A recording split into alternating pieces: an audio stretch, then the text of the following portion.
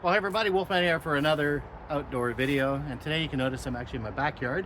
Got the trusty bell tent set up at the back. I absolutely love that thing. Certainly if you've never looked at the White Duck products, have a look at that one. Again, that's not why we're here today. We're here today for this, which is the Naturehike. This is the Dune 7.6, which is the 2 to 3 man version of their hot tent. It's the latest version. I think it's something that's a little newer than the massive tent which they have out. And I really like the look of this thing online. One of the things that I would recommend to anyone that's thinking about hot tent camping, take these out, build them, test them at home, somewhere where you're comfortable, so that you know what you're getting into when you're actually out in the wild, right? I've seen that happen to a lot of people where a zipper didn't work, or it's more complicated, would take 2 people to set up the tent versus just one. There's so many things that can go wrong. So figure that stuff out, figure out the complications, and you'll see some of that today when we set the tent up, because I've never done it before. That's sometimes a little trickier than you think. So really excited. As we're doing the tent setup, I'll make sure that I list some notes about the size, the weight, those kind of things. So without further ado, let's get cracking and put this tent up.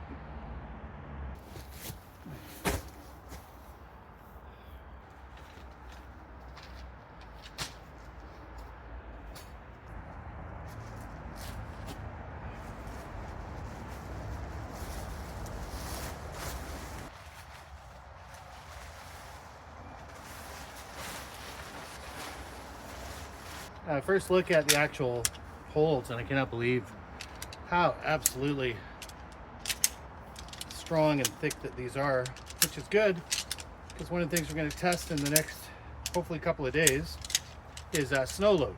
And that's a problem. When I was on my adventure with my brother, some campers there had to leave early because their tents actually collapsed under the weight of the snow. Now, warranted, they were a young group. I don't think they were really prepared. They did not have any proper winter camping gear. But that being said, you got to test these things to understand how much load they can actually take, especially when you're using a hot tent. When you've got a stove in there, when you've got a hot chimney, to make sure that whatever you're sleeping in, to make sure that it can actually take the elements that you're camping in.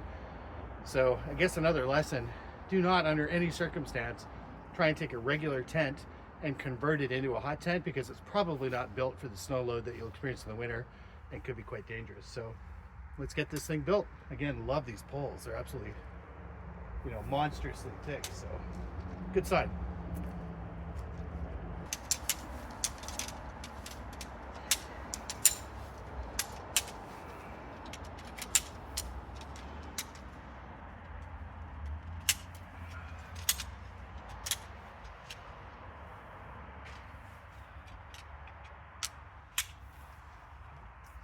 Other thing I'll say right away, first impressions, that for a winter tent, I love that this doesn't have 6 different poles, right? That there's 2 main poles and a 3rd center pole, which we'll get up afterwards. So if you're on your own hot tenting, another thing to consider is just simplicity and ease of being able to actually get, the tent set up. That's one of the things I love about the teepee styles, to be able to get those set up. There's other complications with teepee tents, but for general setup, they're actually quite easy for a single person. So far, thumbs up for simplicity.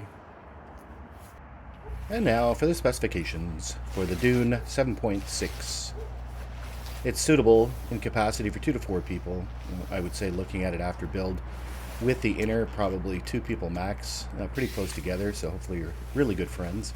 Or 3 people if you get a 3rd person kind of on the floor. Without the inner, then maybe 3 comfortably with a hot stove. But certainly I would not recommend it for 4 people in any configuration, at least in the winter.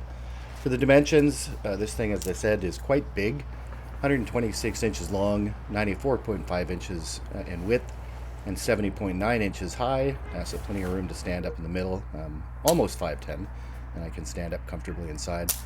The inner tent, like I said, which will actually in this price point is very rare to find, does a setup inside. It's approximately 86.6 inches long, 59 inches in width, and 63 inches high. The total usable space, this is a big tent, is 81.8 square feet. I think there are some apartments in Toronto that are about the same size. The total weight, you're not going to backpack this into the backcountry. It is about 15.8 pounds, 7.2 kilograms for you Canadians and others that use metric. including accessories. The weight without the inner tent is approximately 10.4 pounds. So if you are, packing that in separately, you'll shave off quite a bit of weight without that. Materials in this thing are premium. Rainfly 75D or 290T polyester with a waterproof nano-level molecular coating. I'd say the specifications on this that it's 3,000 to 4,000 millimeters of rain resistance, which is very high. The inner tent is a 240T polyester pongee, mostly screen. The floor on it, the ground sheet, is 150D polyester Oxford cloth, quite waterproof and quite strong, tear resistant. The poles, they are heavy. They are large, thick 7001 aluminum alloy. The waterproofing on this, the stated ratings for the Rainfly, the outer, are about 2,000 plus millimeters. But as I said, I've seen specs for 3,000 and 4,000 on other sites. I'm not really sure which one's right. The ground sheet waterproof rating is a PU 3,000 millimeter.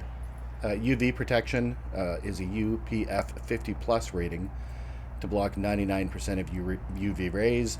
It does have that silver coating inside, which in theory should help with some heat retention as well, although I'm not sure how effective that will be. For the design features on the structure, you really have one bedroom and one living room layout. It's quite versatile. You can use a hot tent with a wood stove, and that's why there is no floor in tents like this. People may look at it and say, good grief, give me a floor, but you need an open ground to have that hot stove. Ventilation equipped with multiple doors and mesh screens for enhanced airflow, and as you'll see in the video a little later, I'll save that. Some pretty cool features for the ventilation on the top. And stability, it does have a top ridge pole and an X-shaped crossing pole design. Seems very strong, and it needs to be if it's going to take snow load, which we're going to test hopefully in this video. Accessories included. You get 14 V-shaped aluminum stakes. They're really nice, really high quality. 3 aluminum poles that we talked about, and you also get 6 wind ropes or guidelines to be able to tie that thing down and make it more secure. This is a self-standing tent, so you don't even have to stake it in if it's a completely calm venture. So this tent is suitable for winter camping. Summer definitely, because of the opening doors, which you'll see later on.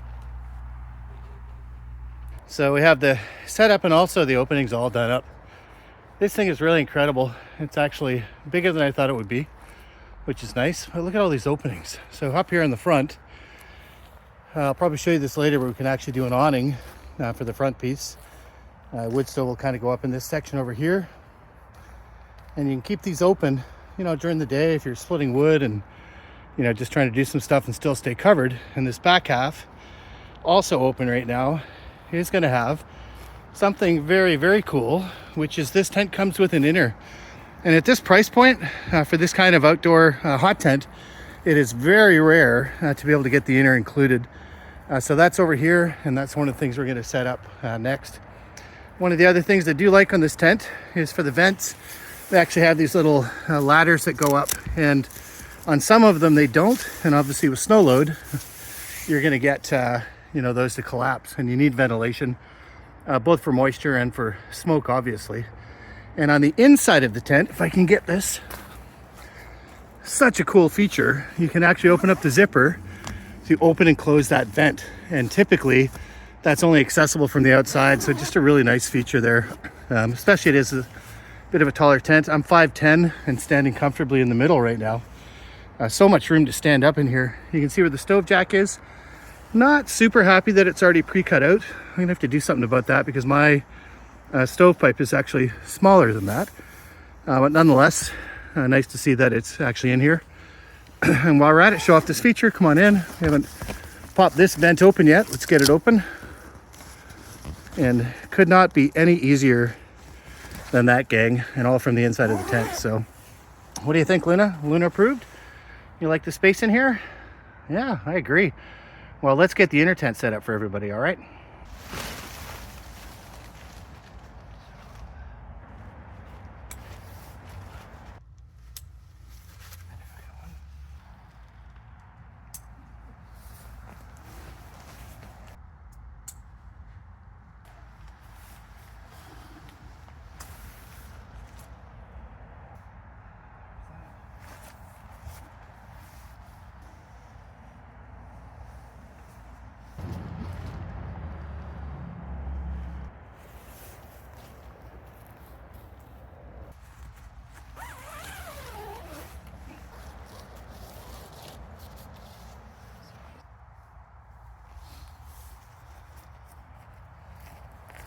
All right, guys, we got the inner in, and I just closed up the back. And talk about a super configurable, right? So now you've got this beautiful little area on the inside, which you can use in inclement weather in the summertime if you want as well. So it's a true 4-season tent, in my opinion, and just really love so far the design of it. And our next step, now that we have it set up, we will get the hot stove set up, give you some final thoughts, at least on the the build for this in just a moment. We're predicting some snowfall, so we should be able to get to at least test some light load for snow before we actually take it camping. Our next trip, I'm thinking, might do a McGregor Provincial Park, which is up past London area. Some people may be familiar with the Pinery. That's one that's further south on the same lake. And so really excited to be able to test it out. Happy that we got it up. Quality looks great. The real test will come when we're camping, but so far, really impressed with this tent. So let's go get the hot stove.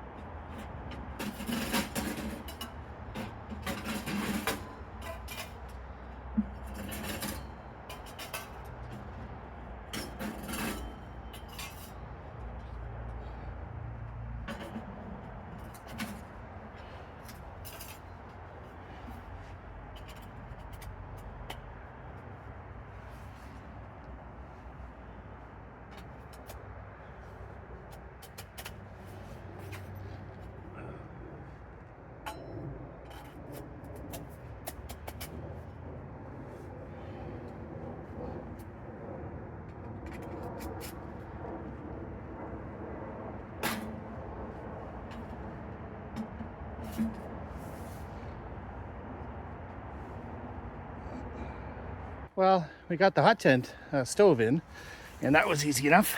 And probably the only thing I'm not sure about, and I guess we'll find out, is that with the inner, this is actually pretty close to that inner. So there's probably a good foot between the pipe and the inner sort of tent wall, which I guess is the same really for the outer wall once it's down. So will it be a problem? I don't know, but there it is inside, and the next test will be to give it a fire up.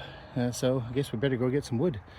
A little bit of room there. I've ordered another couple of pipes. It's one of my only complaints about this particular stove is that the vent at the top there is just a little lower than I'd like, and that's because of sparks and everything else. So if you are gonna have a tent like this, I can guarantee you're gonna have holes in it.